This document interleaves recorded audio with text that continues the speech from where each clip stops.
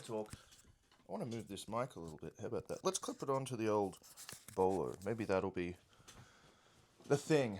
All right, g'day. I'm Rue. I'm a guitarist here in Nashville. I like making videos documenting the process of what it's like to be a guitarist in Nashville, what it means to play through gear, the philosophy behind it, what it means to understand being a good player. And I like to make videos showcasing players around town who I think are just great people and deserve some attention. Today I want to talk about two blokes who are new to town and really giving it a go. Actually, three. Going to be my friends Neil, Cody, and Richie. And I'm going to use them as a prime example of how to get a gig anywhere, but how to get a gig in Nashville. Now, when I started this YouTube thing, I never expected to get 100 subscribers, let alone I just hit 2,600, which is still like... Also, someone won the 2,000 subs giveaway, Nathan Williams. He won a multi-jam distortion by Decades Pedals. That has been shipped out, buddy. You are getting that. We are doing a pretty big giveaway for 5K. I got some custom pickups that you can't get unless you buy one of my guitars. And I got some other tricks up my sleeve coming. But really what I wanted to talk about today is getting a gig, how to get a gig. Now I did an interview yesterday with Sol and I posted it. And Sol was like, yeah, you just got to reach out to people because they're available. When I moved to town, I reached out to Sol. I found out who Sol was and I had known about him before I moved here. But when I moved here, I kind of added him on Facebook. It was like, oh, look, man, I'm Australian. I don't know what I'm doing. I don't know who I am. Help, blah, blah, blah. And Sol was like, yeah, come by the house. So we actually ended up meeting at his session and then we went to his house and then we went and had lunch and then he drove me back and he just gave me a really good rundown and introduction to town. And I have held that day in the highest regard since I got here, right? Now, Sol hasn't directly told me he's given me a gig, but inadvertently, people he's recorded for have called me through knowing that we're friends or something like that, or I guess he maybe has recommended me, but I haven't found out. But one thing I know is the help and mentorship Sol has given me has helped me get gigs, right? And this all goes to say that people are accessible. Now, Richie, Neil, Cody.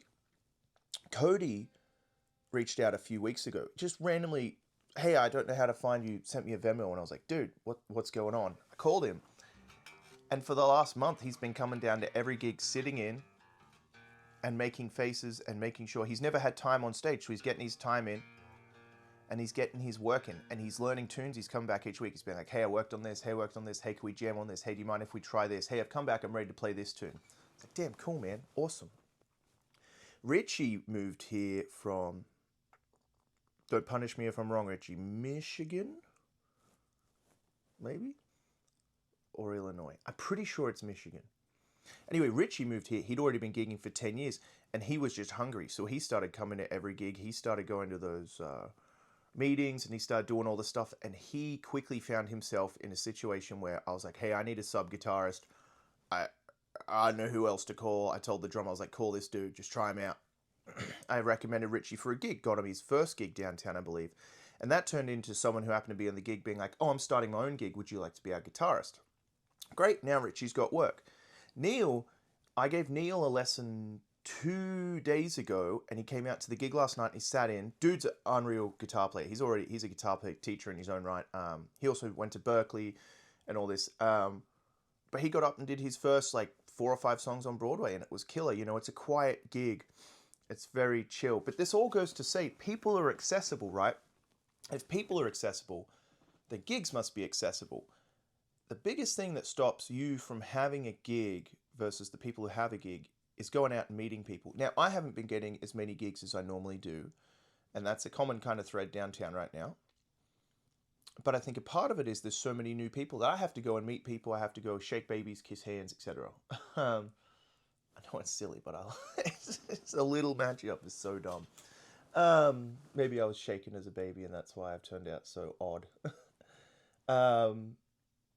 The big thing is, if you want to get a gig, it's who you know. There are a lot of cats I know who are not the best players. Like if I was to go, oh, hey, play over this.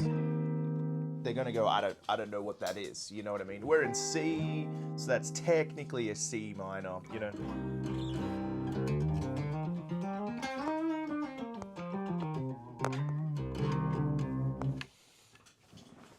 But they don't know seventh chords and they can't hear it and they don't understand it. But they also don't need to. They have some of the biggest gigs in the world by merit of being in the right place at the right time, knowing someone, right? I have a really great friend, Stephen Kovac, who's had a lot of big gigs, and he's just so great to be around. He's not. He's one of my favorite players. Just phenomenal, just magical little player. You are, Stephen, and we can all agree to that. I'll link you to his band Cliffs down below. They're phenomenal. But Stephen had one of the world's now biggest gigs, and he was in the right place at the right time. But he made a decision that it wasn't for him, and he wants to pursue his own thing, which is actually a very noble decision. But the thing is, Stephen networked and made the right connections, and it doesn't mean making the right connections by virtue of, well, if I meet this person's guitarist, that means I can get to here to get to here. It doesn't work like that. You need to approach meeting people as friends. Neil, Cody, and Richie have all approached me as just dudes who want to hang and play guitar, and they're just like, dude, I don't know what I'm doing. And I'm like, I don't know how I did it. As I said to my friend yesterday over coffee in the morning, we were talking about session stuff, because I was like, oh, I have some overdubs I'm doing at someone's house coming up, and then I actually have a session next month. It's kind of a big dog one. I don't know what I'm going to do. He goes, man, I wish I could tell you the way I got in and how I do it, because I don't know. And I said, well, if there was a right way, everyone would have done it by now, right? It's very hypothetical and theoretical, and it's a bit in the clouds, but the whole point is, I say this to everyone. In particular, one person who every few months would text me like, oh, I'm trying to get Broadway, and they couldn't. If you want to be on Broadway, if you want to be in the touring world, if you want to be in the session world, if you want to be selling the best guitars and whatever business you're in, you have to be there to be there. Now, if you're a director of sales for a medical equipment company, right? You're not going to go to the Anaheim Convention Center for the medical equipment convention and then decide to pop across the road and be like, well, actually, I want to check out the archery supply convention and spend all my time networking there, because that doesn't get you in the same ballpark. Like, it's cool, it's good. I've recently gotten really into film and photography again. I shoot on a Canon AE1 Fujifilm Natura Classica, if anyone's curious. I'm looking to buy a better video camera, though. If anyone wants to trade maybe a guitar for a Sony FX3 or FX30, figure something out. Anyway, the whole point is, the connection to other people is everything, right? I have this really incredible friend, Stephen Kelly Hunt, and I'm going to talk about him now, and he's going to hear this, and I reckon he'll be stoked, and I hope you are, because I love the hell out of this guy. Stephen Kelly Hunt is one of the most incredible front people I've ever seen in my life, right?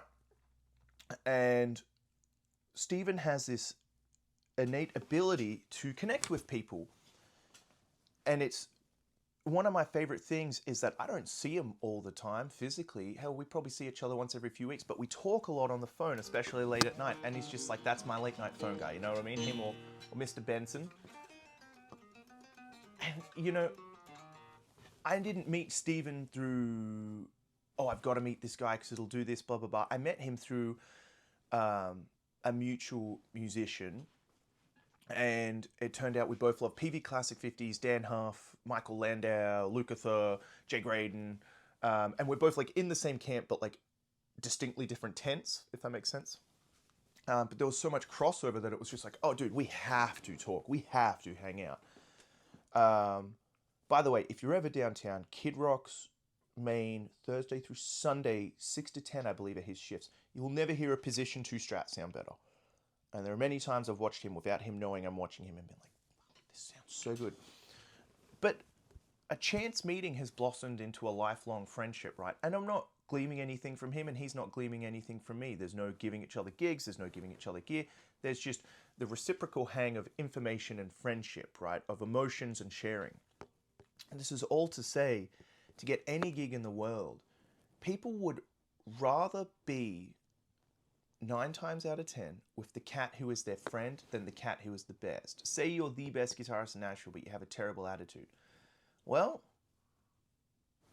I'm hiring the other guy. You know what I mean?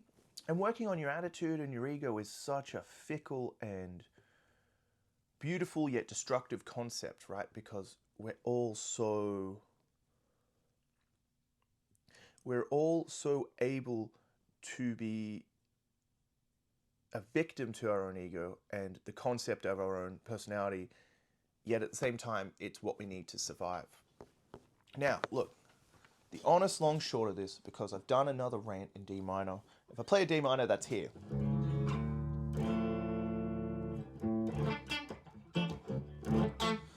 I'll talk about this at the end. This guitar's so unreal. If you want to be somewhere, you've got to be there, and you've got to be a part of your community. If people don't know who you are, how are they going to know who you are? You know what I mean? You've got to get out there and make a name for yourself. And that doesn't just mean in person. Like, you can make videos online, you can post and stuff, but you've got to put a conscious effort in. I'm lucky enough that I've had people reach out to me and say, man, I really love what you do. I love, like, your lines or something. I want that. It's cool. Reach out. Let's get a lesson. Let's get coffee. Let's hang. Don't stress. Like, we'll make this a thing. And I'm the worst about it because I'm so busy. But I do make an effort to get with people. And I think it's really important to make friends and not make friends for the point of, like, it will get me ahead. That stuff's rubbish, you know? You make friends because at the end of your life, you want to be able to say, like, I had beautiful memories and made some great friends. You know, my grandparents are they're very old, in their 90s, and they need round the clock kind of care and whatever. My granddad's very well known and respected, especially in his hometown where he was the mayor 9 times.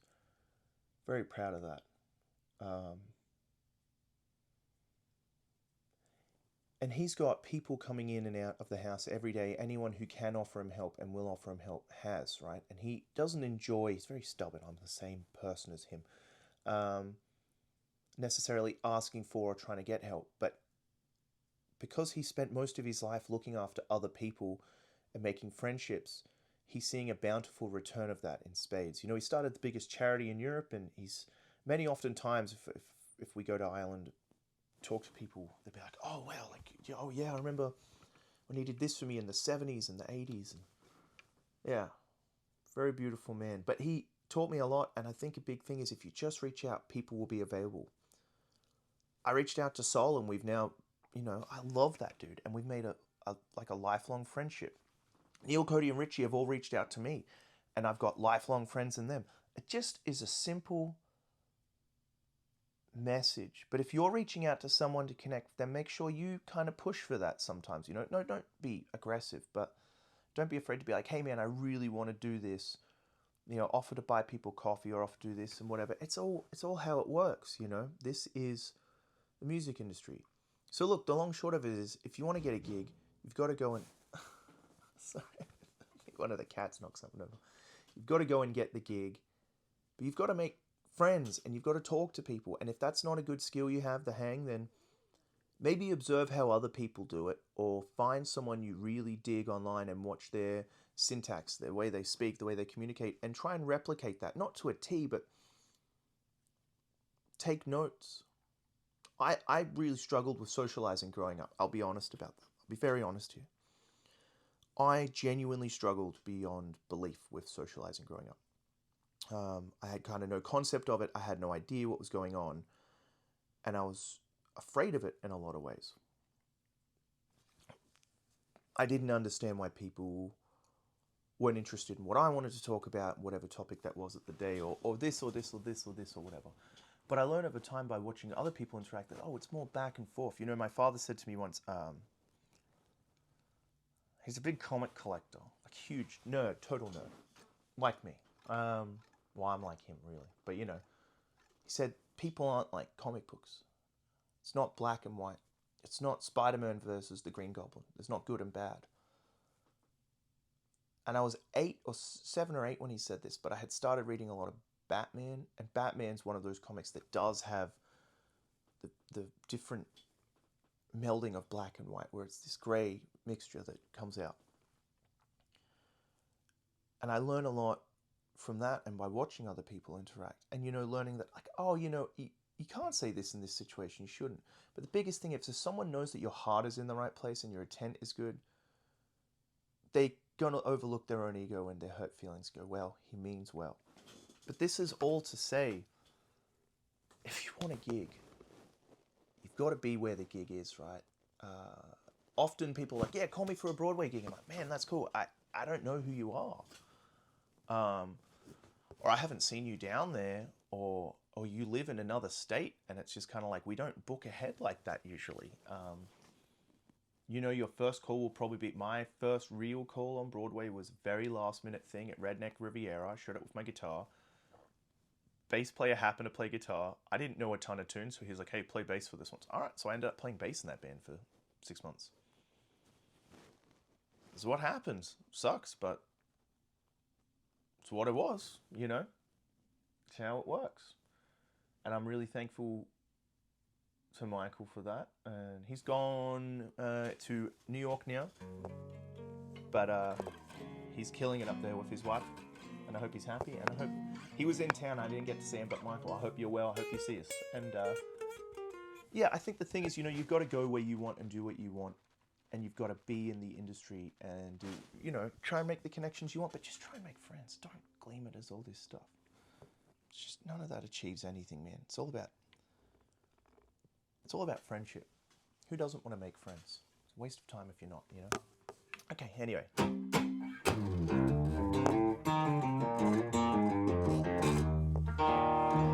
These are Mad Love pickups. Wide range. TB. Travis Beans. Series parallel action. Thing hates staying in tune. It's got a 12-inch radius and a 25.5-inch scale. It's tuned down to C standard right now. I think it was in B before, or at least the bottom string was in B. I painted it. I made it myself. Matching headstock.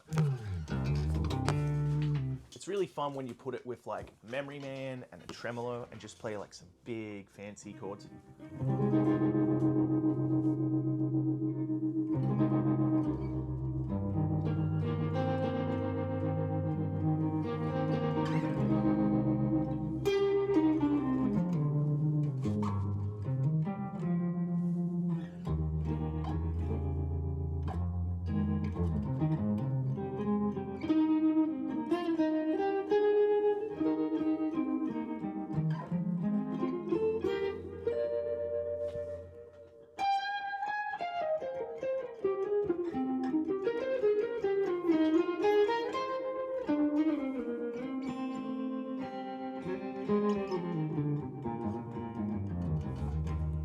So that's the neck pickup. And then in the middle with, I like doing the middle with the neck split.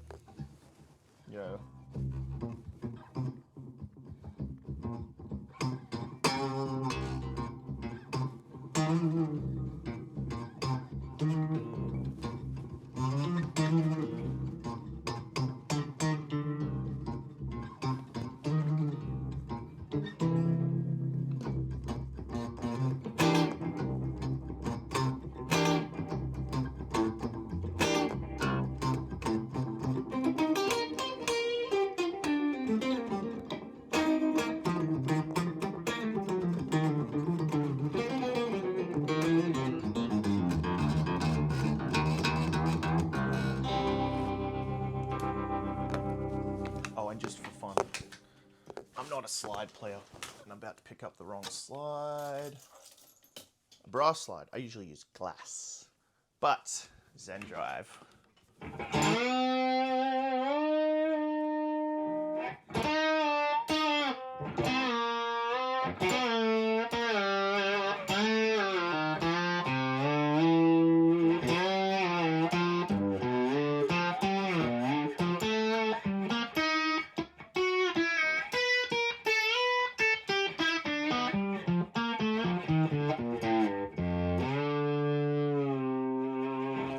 Shout out David Tronzo, who taught me slide, and I will never match up to him. He's the greatest slide player in the world. I've seen him play giant steps with just a slide. And anyway, there's a big rant in D minor. How to get a gig. Go and do it. For now, I'm going to go hang out with my friend Matthew Lee and play some guitar and make a little interview. Cheers. Hope everyone has a great day.